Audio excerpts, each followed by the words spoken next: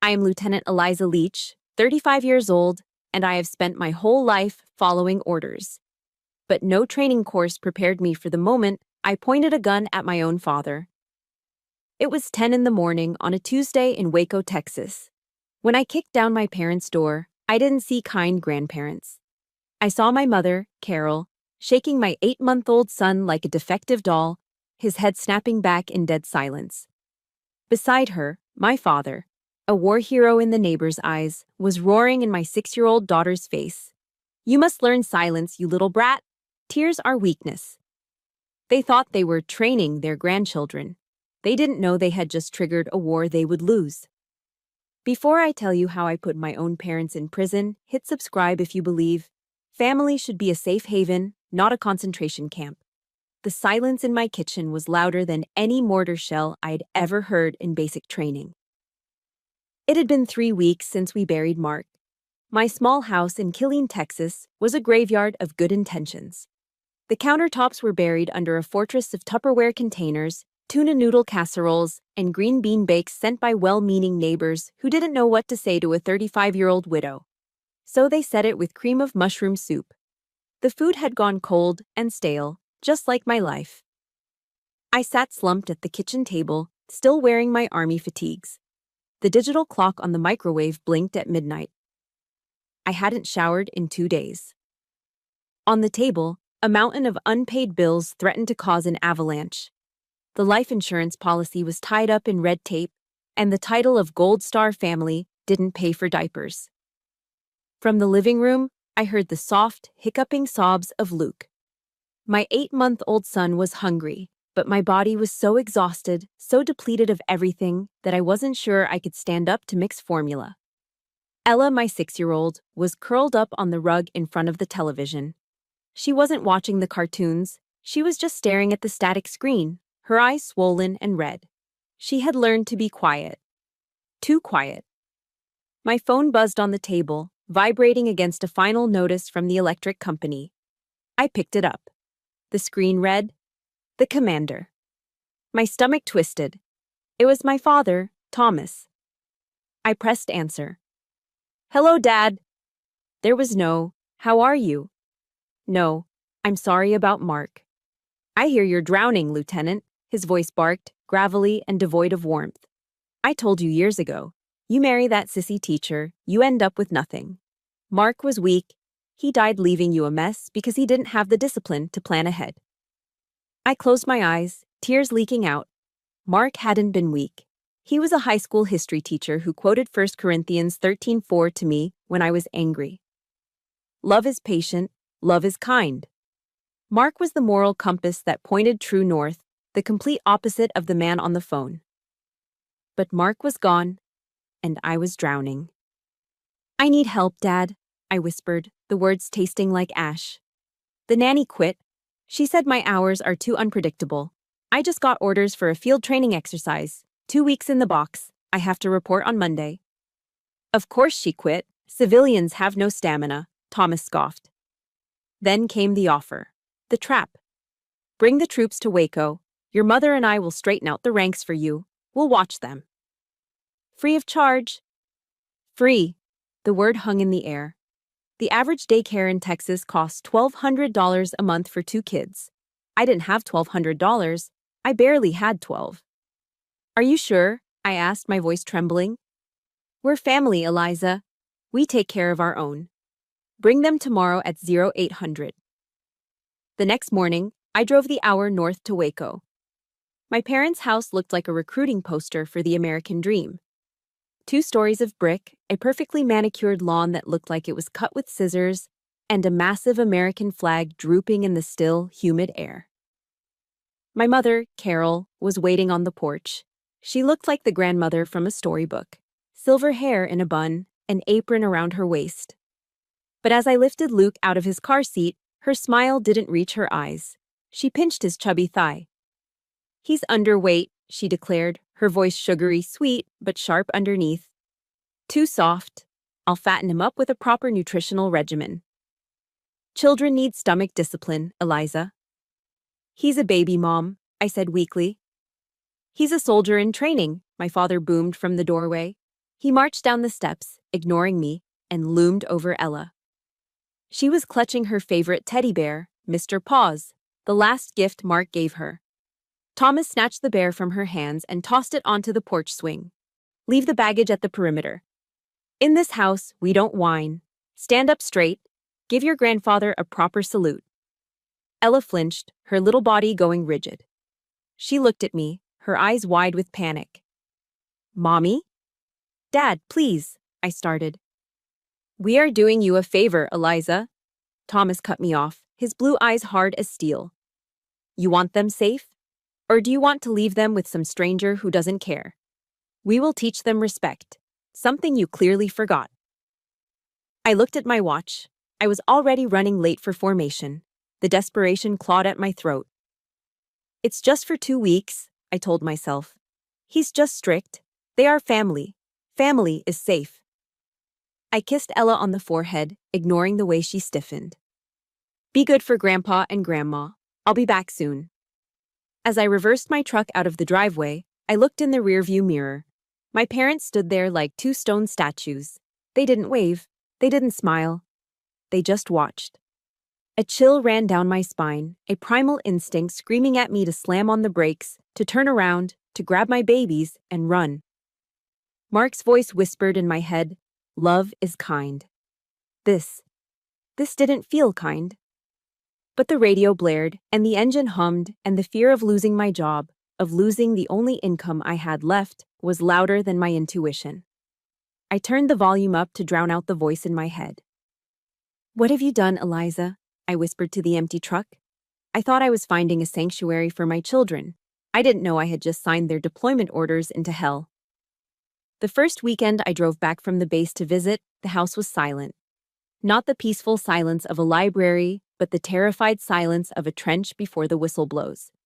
I walked into the living room, expecting to trip over Legos or hear the chaotic noise of Saturday morning cartoons. Instead, the floor was pristine. Not a speck of dust. Not a single toy in sight. It looked like a showroom, not a home where 2 young children lived. Ella was sitting on the beige floral sofa. She wasn't sprawling or jumping. She was sitting with her back perfectly straight, her knees pressed together, and her hands folded neatly in her lap. Her eyes were fixed on the television, but the screen was black. Ella, I called out, dropping my duffel bag. She didn't turn her head. She didn't jump up to hug me. She spoke to the blank screen, her voice devoid of the sing-song melody she used to have. Grandfather says I am practicing patience training, Mother. I am not allowed to move for 30 minutes. My heart stuttered. Patience training? Ella, you're 6. Discipline is a muscle, Eliza. My father's voice came from the hallway. He walked in, nodding approvingly at Ella's frozen posture. She's doing well. When she arrived, she was a fidgety mess. Now she can hold a position. I forced a smile, pushing down the unease rising in my throat. It's just strictness, I told myself. Dad is just military. I didn't realize then that he was forcing a 6-year-old to do a modified stress position used in POW camps. Lunch was worse. My mother, Carol, placed Luke in his high chair. She set a bowl of green pea puree on the tray. Luke, usually a messy eater who loved to grab the spoon, sat with his hands gripping the sides of the chair, his knuckles white. He turned his head away when the spoon came near. He wasn't hungry. Open, Carol said. Her voice was soft, sweet like molasses, but her eyes were cold flint. When Luke kept his mouth shut, Carol didn't play the airplane game. She didn't coax him. Her hand shot out, her thumb and forefinger digging into his soft, chubby cheeks. She squeezed. Hard. Luke's mouth popped open from the pressure, a silent gasp of pain. Carol shoved the spoon in, scraping it against his gums. Mom! I started to rise from my chair. Stop, you're hurting him. Sit down, Eliza, Thomas barked from the head of the table. Look, he swallowed. You coddle him too much. That's why he's weak. He needs to learn that food is fuel, not a game. I looked at Luke. He had swallowed the puree. Tears were streaming down his face, but he wasn't making a sound. He had learned in just 5 days that crying meant more pain. Later that afternoon, I took Luke upstairs to change his diaper.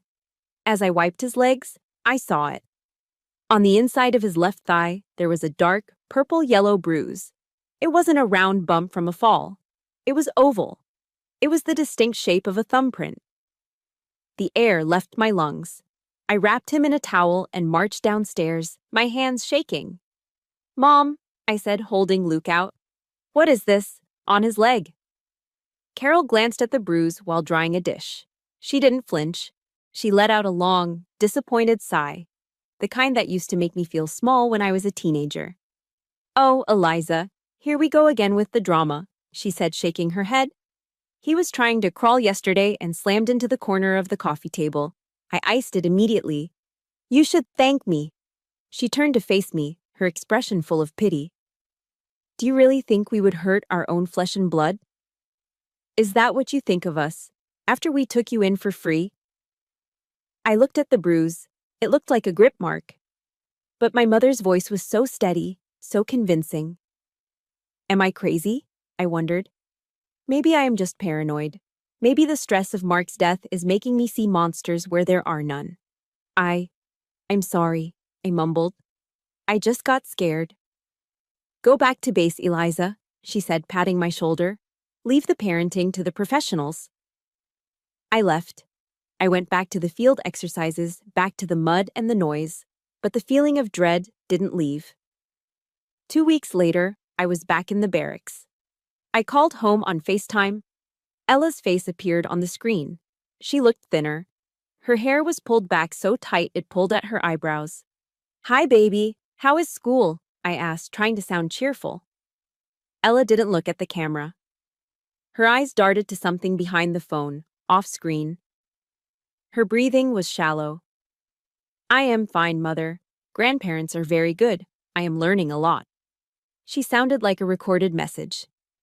"Did you get the coloring markers I sent?" I asked. "The glitter ones?" Ella's eyes widened. She started to tremble, a visible vibration through the pixelated screen. I won't draw on the walls," she whispered, her voice cracking. Panic flooded her face.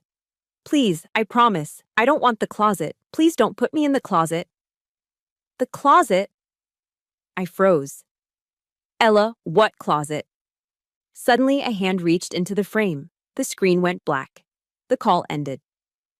My heart was hammering against my ribs like a trapped bird. I dialed back immediately. It rang and rang. Then, a text message popped up from my mother's number. Wi-Fi connection lost due to storm. "Kids are in bed. Do not call back. You will wake them." I sat on my bunk in the dark barracks, staring at the phone. There was no storm in Waco. I checked the weather app. Clear skies. If you have ever had a gut feeling that something was terribly wrong, but let someone talk you out of it, hit that like button right now. Tell me in the comments. Have you ever ignored your intuition to keep the peace? I gripped my phone until my knuckles turned white. The closet. The word echoed in my head, unlocking a memory I'd buried deep in the recesses of my own childhood. Something was wrong. And this time, I wasn't going to ask for permission to find out. It was 10 o'clock on a Tuesday morning in Waco. The Texas sun was already baking the asphalt, but inside my pickup truck, the air was freezing. I had called in a family emergency to my commanding officer. I told myself I was just going to pick up Ella's forgotten pencil box. But deep down, the soldier in me knew this wasn't a supply run. It was a reconnaissance mission. As we turned onto the street of my childhood home, Ella's breathing hitched. It was a sharp, terrified sound that no 6-year-old should ever make. "We're almost there, baby," I said, reaching for her hand. "Just grab the box and we go." Ella didn't let go. Her small fingers clamped around my wrist like a vice, her fingernails digging into my skin hard enough to leave crescent-shaped marks. She wasn't looking at the house. She was looking at me, her eyes wide, glassy, and ancient with fear. "Mommy," she whispered, her voice trembling. "I'm scared of Grandpa. Please don't make me go in there alone. Please." That look. It hit me harder than a physical blow. It wasn't a child whining about chores.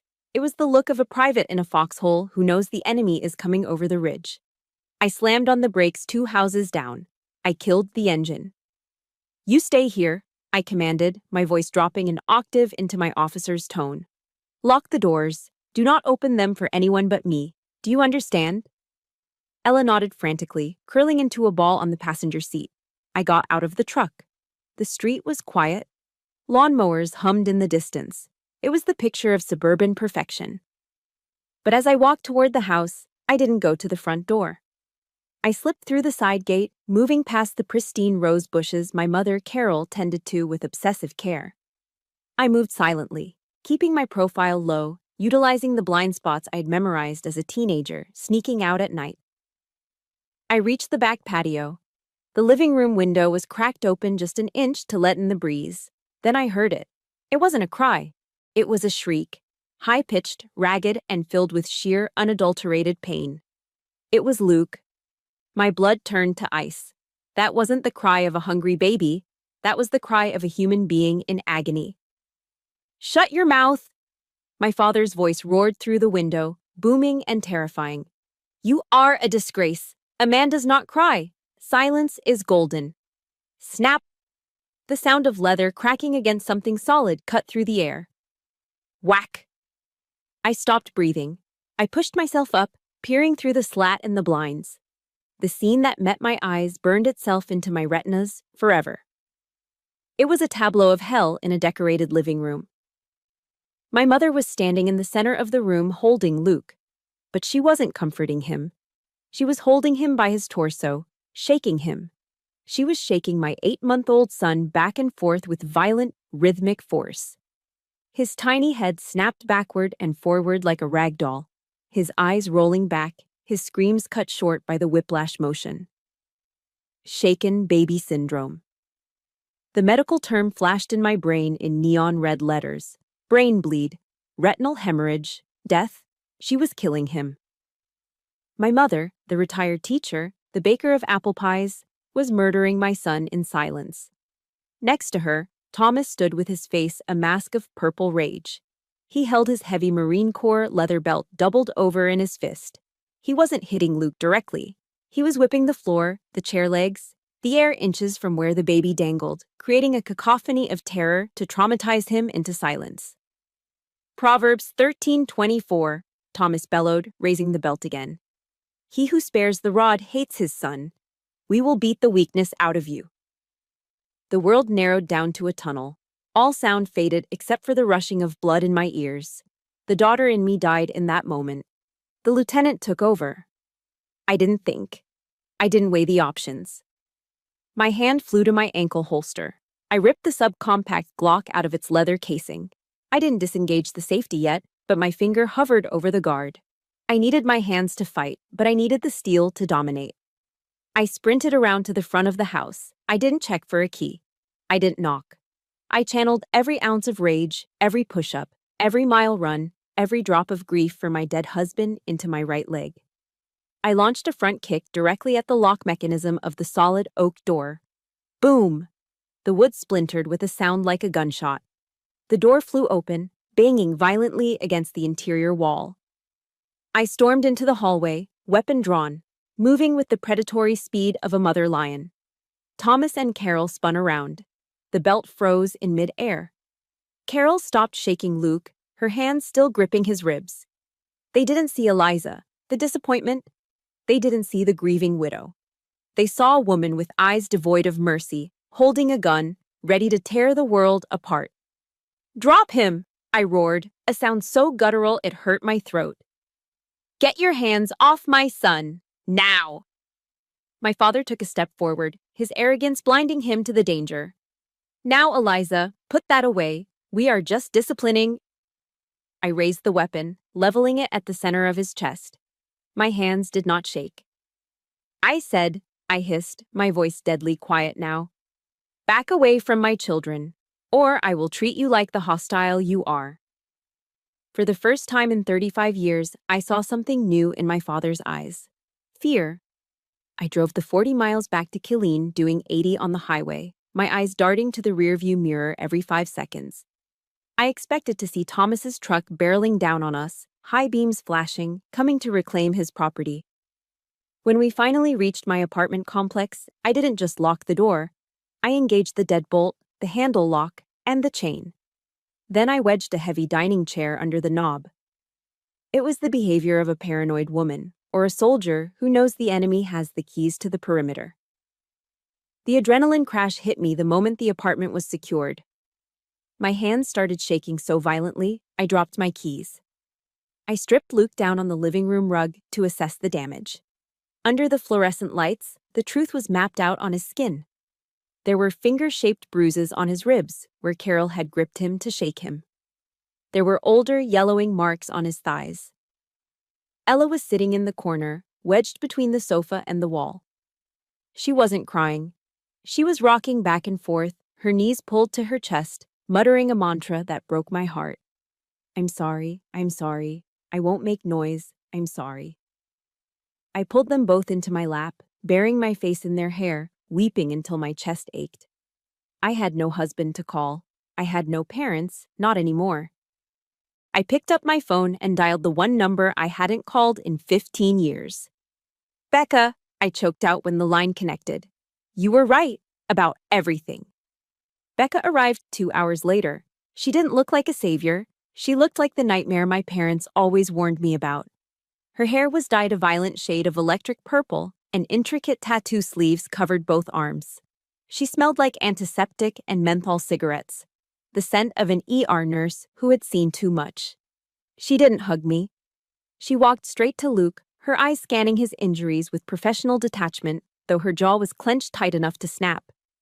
Then she looked at Ella, who flinched when Becca reached out a hand. Becca retracted her hand slowly. She turned to me, her dark eyeliner smudged, her eyes identical to mine, the eyes of a survivor. They did the recruit training on them, didn't they? Becca asked. Her voice wasn't angry, it was tired. Break them down to build them up. I didn't know, I whispered, shame burning my throat. I thought it was just strictness, like with us. Becca laughed, a dry, humorless sound. She sat on the coffee table, facing me. Eliza, look at me. Why do you think I left when I was 16? Why do you think I lived in my car rather than stay in that house? Because you were rebellious, I recited the script Thomas had drilled into me. Because you were the difficult one. No, Becca said sharply. I left because I wanted to stay alive. She rolled up the sleeve of her scrubs, pointing to a jagged white scar on her forearm. Then she pointed to the closet in my hallway. Do you remember the closet under the stairs in Waco? The one with the cleaning supplies? A cold sweat broke out on the back of my neck. The time-out room, I said automatically. It wasn't a time-out room, Elle. It was a sensory deprivation tank. Do you remember when I broke that ceramic angel? How long was I in there? The memory hit me like a physical blow. The smell of bleach and old damp wood. The total, suffocating darkness. All night, I whispered. 12 hours, Becca corrected. I was 7. I pissed myself because I was too scared to knock on the door. And do you remember what Mom said through the door when I cried? I did. I could hear Carol's voice, cold and dispassionate, drifting through the wood grain. Endure it, Rebecca. The world doesn't care about your tears. Cry quietly. That isn't discipline, Becca said, her voice trembling with suppressed rage. That is torture. They weren't raising children. They were breaking horses. You became the perfect soldier to survive. I became the rebel to survive. But we were both just victims. I stood up and walked to the bathroom mirror. I pushed back my bangs, revealing a small, faint scar just below my hairline. I fell down the stairs when I was 8, I said, repeating the story I'd told everyone, including Mark, for my entire life. You didn't fall, Becca said from the doorway. Dad pushed you. You were walking too slow. He shoved you, and you hit the banister. Then he told you that you were clumsy, and you believed him because believing him was safer than knowing your father wanted to hurt you. I stared at my reflection. The lieutenant, the officer, the strong, disciplined woman who never complained, who followed orders, who kept her shoes shined and her emotions locked away. It wasn't strength. It was a survival mechanism. It was a trauma response honed over 3 decades of walking on eggshells. I hadn't sent my children to safety. I had sent them back into the same meat grinder that had shaped me. The realization brought me to my knees. The love I had been chasing from them my whole life was just a transaction. Compliance for safety. Silence for food. I looked back at the living room. Luke was finally sleeping, exhausted from the pain. Ella was watching us, her eyes wide and wary. I wiped the tears from my face. When I looked back at Becca, the lieutenant was gone. The mother had taken her place. "They are never touching them again," I said. My voice was low, devoid of the trembling that had plagued me for weeks. "I am going to burn their world down, Becca. I'm going to take everything from them." Becca walked over and took my hand. Her grip was strong, calloused from years of lifting patients onto gurneys. "I've been waiting 15 years for you to wake up, little sister," she said. "This time, we fight together." For 2 months, I let myself believe the war was over. Life in our new apartment had settled into a fragile rhythm. We were attending therapy twice a week. Ella had started drawing with colors again, not just black charcoal, and Luke had finally stopped flinching every time I raised a hand to brush my hair. We were healing. I had secured my perimeter, locked the gates, and convinced myself that as long as I kept Thomas and Carol Doyle out of our lives, the evil was contained. I was wrong. Evil doesn't retire, it just finds new victims. It was a Tuesday morning. I was standing in my kitchen pouring coffee, enjoying the rare quiet when my phone buzzed on the counter. It was a text from Becca. No words, just a hyperlink to Facebook. I tapped it, expecting a funny meme or maybe a listing for a used car she wanted to buy. Instead, the screen loaded the Waco Community Neighbors page. A sponsored post was pinned to the top, garnering hundreds of likes. "Welcome to Doyle Family Daycare. Home-based childcare provided by retired Master Sergeant Thomas and teacher Carol. We specialize in structure, discipline, and traditional values. Accepting ages 6 months to 5 years." The ceramic mug slipped from my fingers. It hit the floor and shattered, hot coffee splashing across my bare feet, but I didn't feel the burn. All I felt was the cold, suffocating grip of terror. They hadn't stopped. They had just changed their target demographic. I scrolled down, my thumb trembling. They had a website. It was slick, professional, and terrifyingly deceptive. The homepage featured a photo of my father in his dress blues, medals gleaming, standing next to my mother, who was holding a tray of her famous apple pie. The slogan ran across the bottom in bold, patriotic blue letters. "Discipline creates genius." And the reviews. They were already there, fake 5-star testimonials planted to lure in unsuspecting parents. "The Doyles are miracle workers. My son used to throw tantrums, but after 1 week here, he is so well behaved." I read that and felt bile rise in my throat. I knew what well-behaved meant in the Doyle household. It meant a child too terrified to speak. It meant a toddler dissociated from reality to escape the pain. I clicked on the gallery. There was a photo of a little boy, maybe 3 years old, sitting at a small wooden desk. He was wearing a starched polo shirt. His hands were folded perfectly on the desk. He wasn't smiling. His eyes were blank, staring at nothing. It was the same look Ella had when I found her. The 1,000-yard stare of a broken spirit. "We have to go back," I told Becca an hour later. "Eliza, you can't go near that house," she warned, though she was already grabbing her car keys. "If he sees your truck—" "We take your car," I cut her off. "We do recon. I need to see it with my own eyes." We took Becca's beat-up Honda Civic, a car my father would never deign to notice. I sat in the passenger seat, wearing a baseball cap and sunglasses, my military-issue binoculars in my lap. The neighborhood looked the same, but the house had changed. The chain-link fence in the backyard was gone, replaced by a 6-foot-tall wooden privacy fence. "They fortified the perimeter," I muttered, raising the binoculars. "They don't want the neighbors seeing what happens in the backyard anymore." I scanned the gaps between the wooden slats. Movement. My father was there. He wasn't wearing his dress blues now. He was in a stained undershirt, his face flushed that familiar, dangerous shade of red. He was holding the arm of a little girl. She couldn't have been more than 4. She was wearing a pink dress and crying, trying to pull away. "Stop resisting." I read his lips more than I heard the words. He didn't scoop her up. He yanked her arm so hard her feet left the ground. She stumbled and fell into the dirt. He didn't help her up. He jerked her arm again, dragging her toward the back door like a sack of garbage. My gaze shifted to the kitchen window. The curtains moved. My mother was standing there, watching. She saw her husband dragging a sobbing child across the yard. She didn't open the door to intervene. She didn't call for help. Slowly, deliberately, Carol pulled the blinds shut. "Drive," I choked out, dropping the binoculars.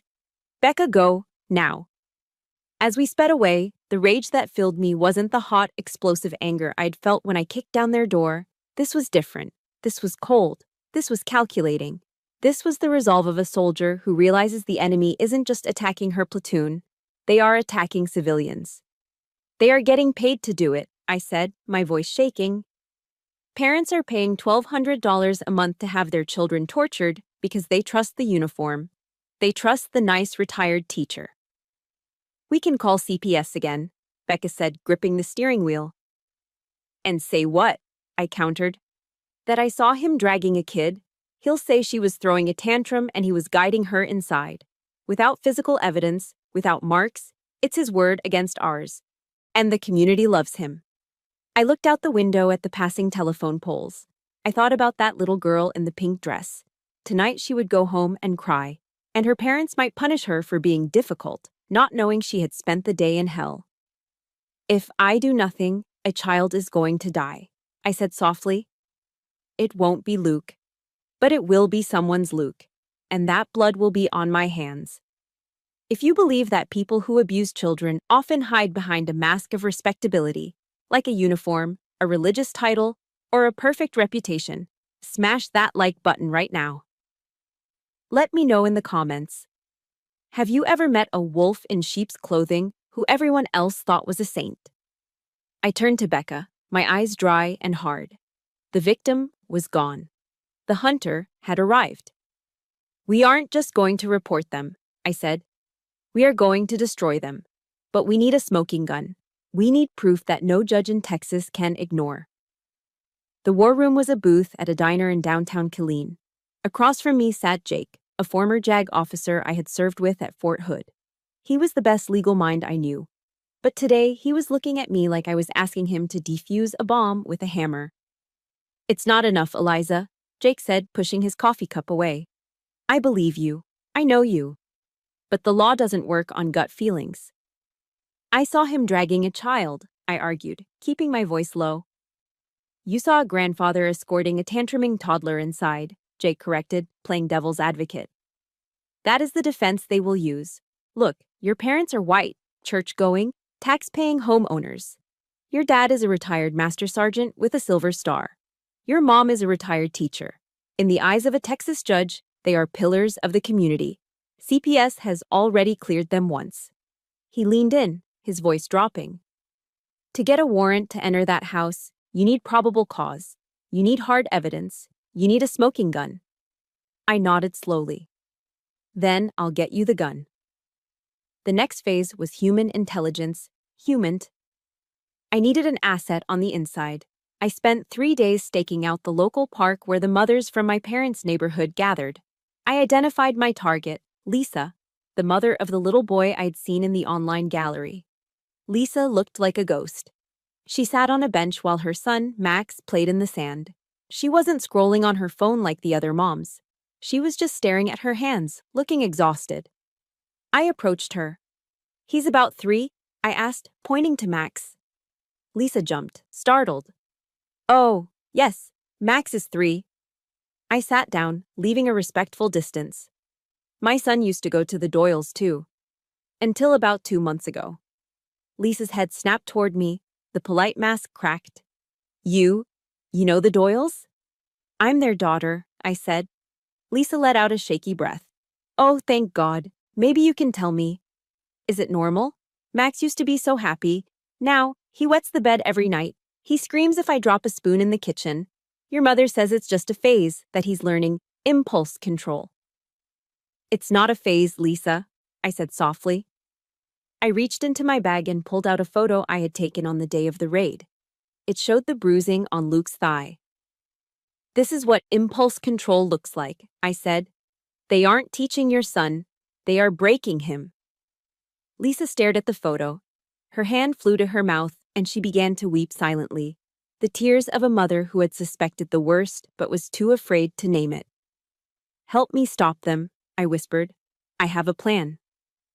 But I need Max to carry the payload. That night, my kitchen turned into a Black Ops workshop. I had purchased a high-end digital voice recorder, smaller than a pack of gum, voice-activated, with a 12-hour battery life. Becca used her nursing skills to perform surgery on Mr. Fluffles, Max's favorite teddy bear. She carefully opened the seam along the bear's back, removed some stuffing, and inserted the recorder deep into the bear's belly. She stitched it back up with surgical precision. It was invisible. We are sending a wire into the lion's den, Becca said, handing me the bear. On Monday morning, at 0700, I met Lisa in the grocery store parking lot 2 blocks from my parents' house. Max was buckled in his car seat, hugging Mr. Fluffles tight. I told him it's a secret mission, Lisa said, her voice trembling. That Super Max needs to keep his bear with him to protect it. You are brave, Lisa, I told her. Braver than you know. She drove off. I parked my car down the street, reclined the seat, and waited. It was the longest 8 hours of my life. Every minute was torture. My mind played out the worst-case scenarios. What if Thomas patted the bear down? What if he heard the faint click of the recorder activating? If he found it, he wouldn't just destroy the device. He would take his rage out on Max. I stared at the dashboard clock. 10 o'clock, noon, 2 o'clock. My phone sat on my lap, ready to dial 911 at the first sign of trouble. But the street remained quiet. The Doyle family daycare sign stood proudly in the yard, mocking me. At 4 o'clock, Lisa's SUV pulled out of the driveway. I followed her back to the parking lot. When she got out of the car, she looked pale. She handed me the bear. He wouldn't let go of it all day, she whispered. He said Grandpa was loud today. I took the bear. It felt heavy in my hands, not with weight, but with the gravity of what it contained. Go home, Lisa. Hug your boy, I said. I drove back to Becca's house, speeding the whole way. We went straight to her office and locked the door. My hands were shaking so badly it took me 2 tries to find the seam Becca had stitched. I cut the thread. I pulled out the small black device. The red light was off. The battery had held. I plugged the USB into the laptop. A folder popped up on the screen. Audio file 001. Duration 7 hours, 42 minutes. I looked at Becca. She nodded, her face grim. I moved the mouse and clicked play. The room filled with the static hiss of the recording, followed by the sound of a heavy door slamming shut. And then, the nightmare began. The blinds were drawn in Jake's office, shutting out the bright Texas afternoon. The only light came from the glow of his laptop screen on the mahogany desk. The air conditioner hummed low, but the room felt suffocatingly hot, thick with tension. I sat on the edge of the leather chair, my hands clasped so tightly in my lap that my knuckles were white. Becca stood behind me, a hand on my shoulder. Jake adjusted his glasses, his face unreadable, as he plugged the USB drive into the port. All right, Jake said, his voice professional but tight. I'm going to skip through the silence. We need to find the interaction points. Brace yourselves. He clicked the mouse. The speakers crackled to life. For the first few minutes, it was mundane. The sounds of a normal morning. The theme song of Paw Patrol played in the background. Max was babbling to his bear, whispering about how Super Max was going to save the world. It was so innocent, it made my chest ache. Fast forward, I whispered. 0945 hours. Jake slid the progress bar. The audio skipped, distorted for a second, then stabilized. Crash! The sound of ceramic shattering against tile exploded from the speakers. It was so loud and sharp that Becca jumped. Then came the voice. My father's voice. Not the charming neighbor, not the decorated veteran. The monster. You clumsy little brat, Thomas roared. The audio clipped with the volume of his rage. Did you just spill the milk the Lord provided? You ungrateful little animal, you need a lesson in focus. I'm sorry, Grandpa, it slipped. Max's voice was high, trembling with terror. I'll clean it. Too late for that. Then came the sound that stopped my heart. It was a sound I knew better than my own name. The shh of leather sliding rapidly through belt loops, the heavy clink of the metal buckle hitting the floor. Snap. The belt cracked through the air like a whip. Thwack. It hit flesh. Ow! No, please, Max screamed. It wasn't a cry of discomfort. It was a shriek of raw, physical agony. Thwack, thwack. Proverbs 13:24. Thomas was panting now, the exertion audible. He who spares the rod hates his son. I am saving your soul, boy. Becca clapped both hands over her mouth, turning away, her shoulders heaving as she gagged. Tears streamed down my face, but I didn't look away. I couldn't. I was the witness. Is that enough? Jake asked, his face pale. Wait, I said, my voice ice cold. Wait for her. And there she was. My mother. She didn't scream for him to stop. She didn't rush in to protect the 3-year-old child cowering on her kitchen floor. Her voice cut through the sobbing with terrifying, calm authority. Thomas, not on the back, Carol said. She sounded like she was giving instructions on how to fold laundry. Hit him on the thighs and the bottom. His mother is picking him up at 4. Don't leave marks on his face or arms. We have to be smart about the discipline. Jake froze. He looked up at me, his eyes wide with horror. She's coaching him, Jake whispered. She's not a bystander. She's the architect. Keep listening, I commanded. On the recording, the beating stopped. There was a scuffling sound, the friction of fabric on linoleum. Max was being dragged. No, no, please. Max's voice went from pained to hysterical. Not the dark room. Please, Grandma, I'm afraid of the dark. I'll be good. You can think about your sins in the quiet, Carol said softly. A heavy door slammed shut. Boom! Then, the distinct metallic click-clack of a deadbolt sliding into place. The recording became muffled. From behind the thick wood of the closet door, the closet under the stairs, my closet, came the sound of a terrified child hyperventilating in the pitch black. Let me out, Mommy. Mommy. I reached out and slammed the spacebar. Silence rushed back into the room, ringing in our ears. Becca was sobbing openly now, sliding down the wall to the floor. I looked at Jake. He wasn't looking at me like a lawyer anymore.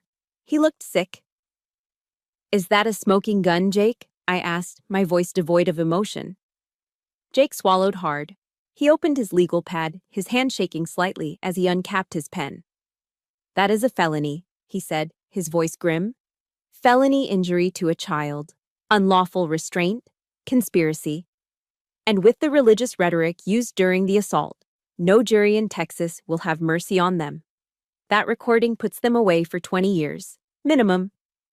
He looked at the USB drive as if it were radioactive. We have enough for an emergency warrant, right now. I stood up. My legs felt heavy, but my mind was clear.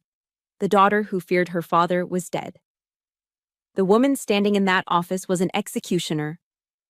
I pulled my phone from my pocket. My hands didn't tremble. I dialed 3 digits. 911. Emergency. What is the location of your emergency? The dispatcher asked. I took a deep breath, staring at the paused waveform on the laptop screen, the visual representation of a child's scream. This is Lieutenant Eliza Leach, I said, my voice steel. I am reporting an active case of severe child abuse at 104 Maple Drive. I have audio evidence of a felony in progress. Send the police. Send everyone. The raid went down at 1600 hours. I wasn't the one kicking down the door this time. I sat in an unmarked car across the street with Jake, watching through the tinted glass as Justice arrived in black Kevlar vests. The body cam footage, which was later released to the news, showed Thomas standing in the hallway, clutching his old hunting rifle. His face was a mask of indignant rage, the red laser dots of the SWAT team dancing on his chest like fireflies. I am a veteran, he screamed, his voice cracking. I fought for this country. You have no jurisdiction in my home. He didn't get to finish his speech. Two officers tackled him, driving his face into the hardwood floor he was so proud of. The rifle skittered across the tiles. For all his talk of war, he crumbled the moment he faced a real enemy. In the kitchen, my mother tried to play her final card. As the handcuffs clicked around her wrists, her eyes rolled back and she slumped toward the floor, a theatrical feint worthy of a soap opera. The female officer didn't blink. She hauled Carol up by her arm, her grip unyielding. "Cut the act, ma'am. You're walking." But the real victory came a few minutes later. A paramedic walked out the front door carrying a small bundle wrapped in a yellow blanket. It was Max. He had been found locked in the closet under the stairs, soaked in his own urine, shivering in the dark, clutching the teddy bear that had saved his life. The trial took place 6 months later. Thomas and Carol arrived at the McLennan County Courthouse dressed as the pillars of the community they pretended to be. My father wore a sharp navy suit with an American flag pin on the lapel. My mother wore a modest floral dress and a string of pearls, clutching a Bible like a shield against the accusations. Their defense attorney, a slick man with a $100 haircut, tried to paint a picture of traditional values under attack. "These are good, God-fearing grandparents," he argued in his opening statement. "They are being persecuted by an ungrateful daughter who has been corrupted by modern permissiveness. Eliza Leach is the one on trial here, ladies and gentlemen. She is trying to criminalize discipline." For a moment, I saw the jury waver. They looked at the gray-haired couple and saw their own parents, their own Sunday school teachers. Then, the prosecutor played the tape. The courtroom fell into a silence so deep it felt like a vacuum. When the sound of the belt cracking against Max's skin filled the air, the jurors flinched physically. When my father quoted Proverbs while a child screamed in raw agony, a woman in the back row began to cry. But it was my mother's voice that sealed their fate. Her cold, calculated instructions on how to beat a child without leaving marks shattered her sweet grandmother facade instantly. The neighbors who had come to support them lowered their heads, unable to look at the defense table. I took the stand as the final witness. I didn't look at the jury. I looked straight at my parents. Thomas glared back with pure hatred, mouthing the word traitor. Carol just looked through me, as if I were a ghost. "You didn't raise us," I said, my voice steady, echoing off the high ceiling. "You broke us. You used fear and called it respect. You used torture and called it love. And I will not let you do it to one more child." Then Becca took the stand. She didn't say much. She simply turned her back to the jury and lifted her blouse, revealing the lattice of silver scars that crisscrossed her skin. The map of our childhood. A collective gasp went through the room. The defense attorney closed his notebook. He knew it was over. The judge, a stern woman with eyes that had seen too much of humanity's dark side, looked down at the defendants over her spectacles. "Mr. and Mrs. Doyle," she said, her voice cutting through the air like a knife. "You stand here claiming to be soldiers of God and educators of youth. You are neither. You are bullies who hid your sadism behind titles and scripture. You preyed on the most vulnerable members of our society because it made you feel powerful." She adjusted her robe and looked at the paperwork. "Thomas Doyle, for 3 counts of aggravated assault with a deadly weapon and 5 counts of injury to a child, I sentence you to 18 years in the Texas Department of Criminal Justice." Thomas's jaw dropped. The arrogance finally drained from his face, replaced by the shock of a man who realized his war was over. He was 62. 18 years was a life sentence. "Carol Doyle," the judge continued, "for conspiracy, unlawful restraint, and failure to protect, I sentence you to 10 years. My mother let out a gasp, looking at her husband as if expecting him to fix it, to order the judge to stop. But Thomas was already being pulled to his feet by the bailiff. The judge raised her gavel. "This court is adjourned." Bang! The sound echoed through the room, a sharp, wooden crack that sounded nothing like a belt and everything like freedom. I let out a breath I felt like I had been holding for 35 years. The weight on my chest vanished. The monsters weren't under the bed anymore. They were in handcuffs, and for the first time in my life, I was truly safe. 3 days after the sentencing, my phone rang.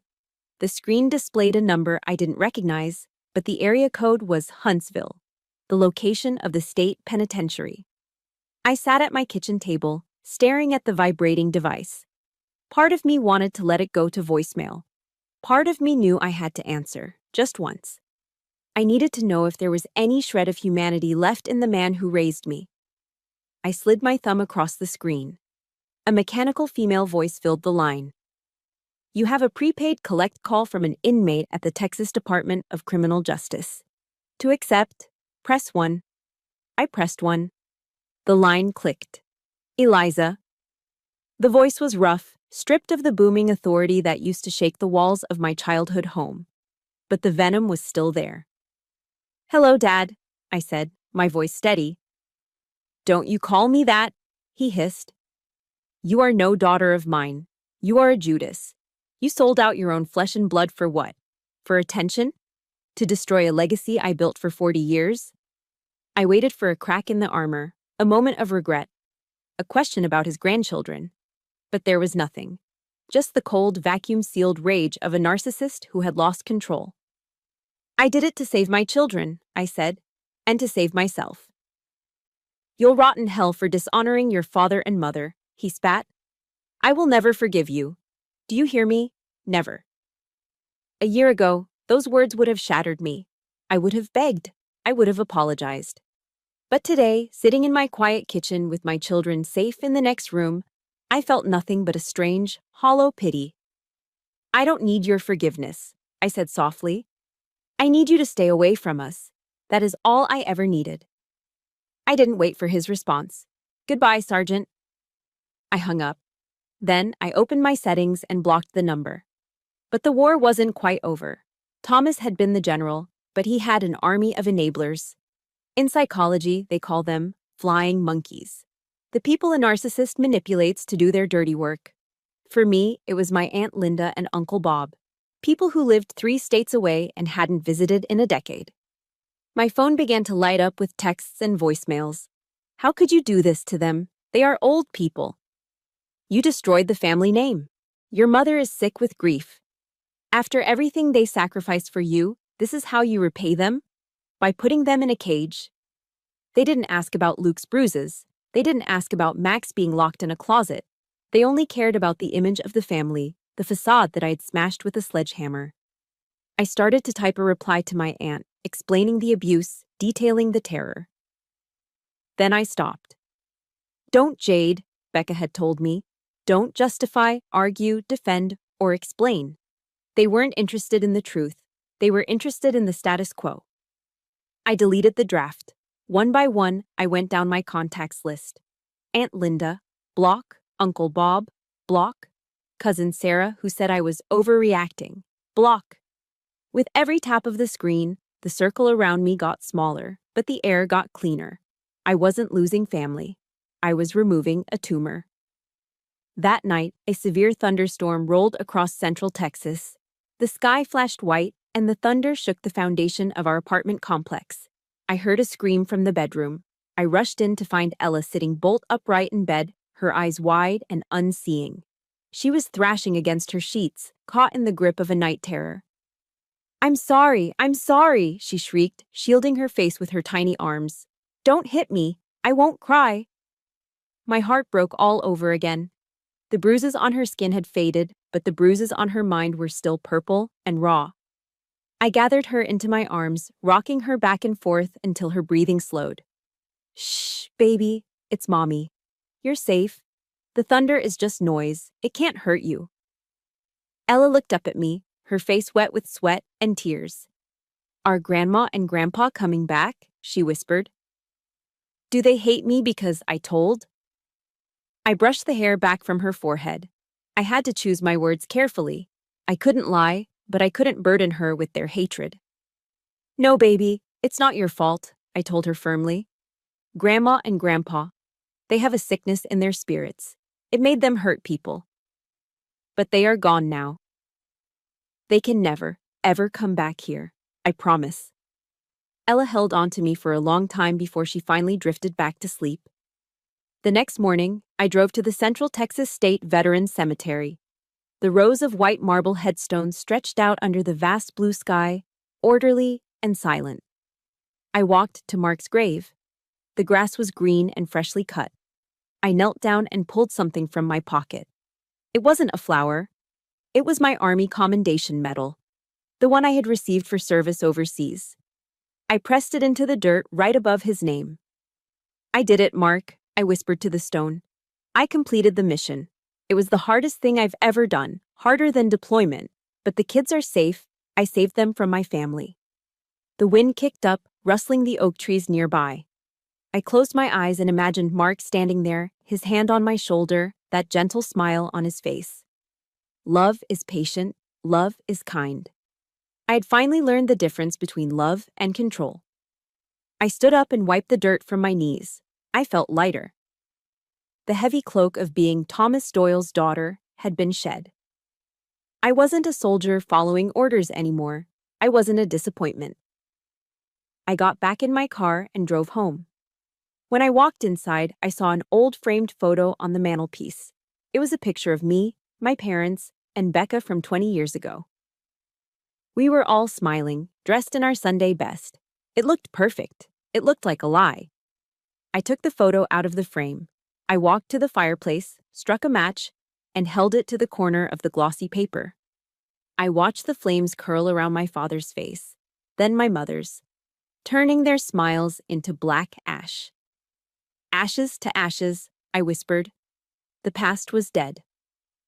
The future started now, 1 year later. The Texas sun was rising over the rolling hills of Austin, painting the sky in soft shades of peach and lavender. It was a different kind of light here than in Waco, less harsh, more forgiving. I sat on the back porch of our rental house, a ceramic mug of steaming coffee in my hand. Inside, the house was chaos. Glorious, beautiful, uncontainable chaos. If my father could see my living room now, he would have an aneurysm. There were Legos scattered across the rug like colorful plastic landmines waiting to destroy a barefoot heel. There were throw pillows on the floor where we had built a fortress the night before and hadn't bothered to clean it up. There was noise. Becca was in the kitchen flipping pancakes, singing off-key to a pop song on the radio. Ella was sitting at the table, but she wasn't sitting still. She was wiggling, kicking her legs, and laughing. And she wasn't using charcoal anymore. Her paper was an explosion of neon pink, electric blue, and sunshine yellow. "Aunt Becca, look! I drew a dragon!" Ella shouted, holding up the paper. "That is the fiercest dragon I have ever seen," Becca replied, waving the spatula like a wand. "Does he breathe fire or glitter?" "Glitter," Ella giggled. "And he eats bad guys." I took a sip of coffee, letting the warmth spread through my chest. I had transferred to a logistics unit at Camp Mabry in Austin. The hours were regular, no more surprise deployments, no more missing bedtime. Just then, I heard a crash from the kitchen. The sound cut through the laughter like a knife. My stomach muscles tightened, a reflex I hadn't quite unlearned yet. I stood up and walked to the sliding glass door. Luke, now a sturdy toddler of nearly 2, was standing next to his high chair. He had knocked his sippy cup off the tray with a sweeping gesture of excitement. A puddle of white milk was spreading rapidly across the hardwood floor. The room went dead silent. Becca froze at the stove. Luke looked at the milk, then looked up at me. His shoulders hunched up toward his ears. He squeezed his eyes shut and flinched, bracing himself physically. He was waiting for the yelling. He was waiting for the lesson on focus. He was waiting for the pain. It was the shadow of the past, trying to darken our future. It was the ghost of my father standing in the corner, holding a belt. I took a deep breath. I walked over to my son. I didn't tower over him. I knelt down on one knee so I was eye level with his terrified face. "Hey, buddy," I said softly. Luke opened one eye, trembling. I smiled. It was a genuine smile, not a mask I wore to survive. I picked up a kitchen towel and held it out to him. "Uh-oh," I said playfully. "It's just milk, Luke. It's just an accident. Accidents happen. We make messes, right?" Luke blinked. The fear in his eyes slowly dissolved, replaced by confusion, and then, slowly, Relief. Help? He asked, pointing to the towel with a chubby finger. Yes, you can help Mommy clean it up, I said. Together we wiped up the mess. There was no shouting, there was no shame. There was just a mother and a son cleaning a floor. As I watched him go back to eating his pancakes, shoving a syrup-covered bite into his mouth, I realized something profound. That moment, right there on the sticky kitchen floor, was my real victory. Putting my parents in prison was justice. But treating my son with kindness when he made a mistake, that was healing. That was breaking the cycle. I wasn't just raising children, I was raising ancestors. I was ensuring that the trauma stopped with me. The buck stopped here. Later that afternoon, while the kids were napping, I opened my laptop on the porch. I had started a blog a few months ago called The Commander Mom. It was anonymous, but I wrote about everything: the discipline, the closet, the guilt of the good daughter, and the terrifying freedom of going no contact. My inbox was full. I thought I was the only one. Read a message from a woman in Ohio. My dad was a pastor and everyone loved him, but he was a monster at home, wrote a man from Georgia. Thank you for telling me I don't owe them my life, wrote a young soldier stationed in Germany. I wasn't alone. We were an army of cycle breakers, finding each other in the dark. I thought about what the experts said about vulnerability being our greatest measure of courage. I thought about the idea of turning wounds into wisdom. They were right. I walked to the edge of the porch. The sun was high now, illuminating the oak trees and the wildflowers that grew wild and free in the yard. I looked at the faint scar on my arm, a remnant of my old life. And then I looked at the bright, happy drawings taped to the sliding glass door. I am not Lieutenant Eliza Leach, the disappointment. I am not the daughter of Thomas and Carol. I am Eliza, the mother. I am the protector. I am the one who walked through fire so my children would never know the smell of smoke.